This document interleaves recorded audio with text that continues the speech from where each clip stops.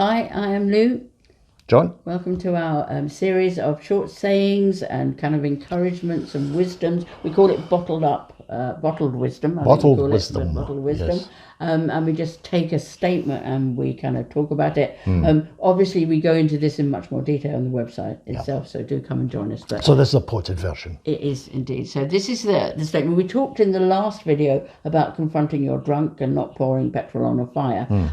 This one, I think, goes with it. When your needs and those of the people you love are overlooked or trampled on, anger is a normal feeling. Yep. However, the way you choose to handle that emotion will make a difference. Learning to appropriately process your anger may change the way you feel and even maybe the way your partner behaves. Right, there's a lot in that, isn't there?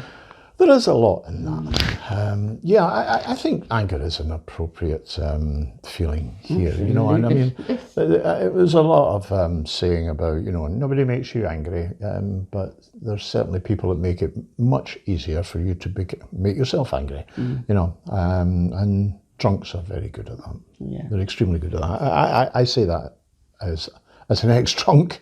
You know, I was extremely good at it, and I didn't really understand why people got angry around about me, you know, because I had no regard really for other people's thoughts, feelings, you know, their plans or whatever, because it was all about me. So I can say that in all honesty. Yeah. So the anger is, first of all, again, the anger is absolutely appropriate when somebody is kind of, like we say, is the people you love are being overlooked, trampled on. Anger is a normal thing. In fact, it's one of the greatest challenges, I think. And I, first of all, in the last one we said, don't confront the drinker when he's drinking. So I then used to get angry, and then I stopped doing that, and I waited till he wasn't drinking, and then I'd get angry. And though it made me feel better for a bit, again, took me a long time to realise that anger was not producing good things in my drinker, but actually pushing buttons and making it worse. It depends how you express your anger. You know, it's what you do with the anger that's important. You know, if you express it, you know, with shouting and, you know, and quite righteous indignation, as you used to call it, then, as we talked about in the last video, the drinker very often becomes very defensive, you know. And, you know, so because they're defensive, you sort of get angrier and louder, and they get more defensive, and it just escalates, you know, and it really doesn't work. You know, if it worked, we'd tell you do it, you know. We know it's natural, we know it's appropriate, but it doesn't work. You know, and what it does is it makes you much more frustrated. Yes.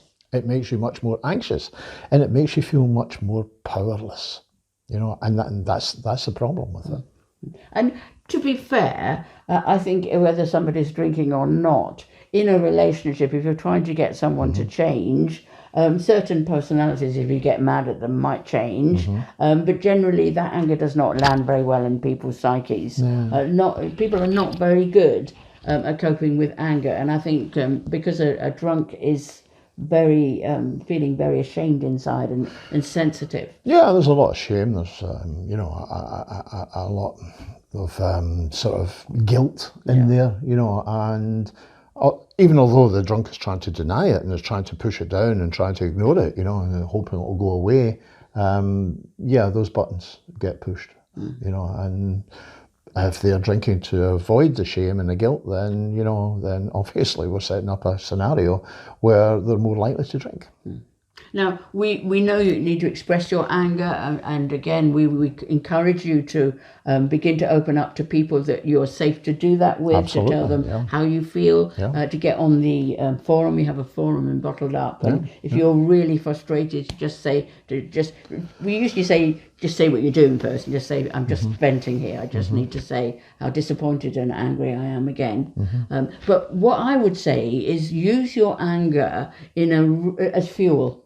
And rather than get mad at your drunk who's completely stuck in a cycle that at that precise moment of time he doesn't know quite how to change, just get angry at the situation, circumstance, and just say to yourself, I'm going to find a way through, I'm going to figure out how to do this, I'm not going to let the drink ruined my relationship and my family. And so actually use the anger to tackle the problem rather than your drinker. And again, if you come into Bottled Up, we will give you solutions and ways to do that healthily. So stop losing your temper, but be really kind with yourself that you're doing it. I think that I lost my temper a lot, even as a counsellor, knowing it wasn't the right thing to do.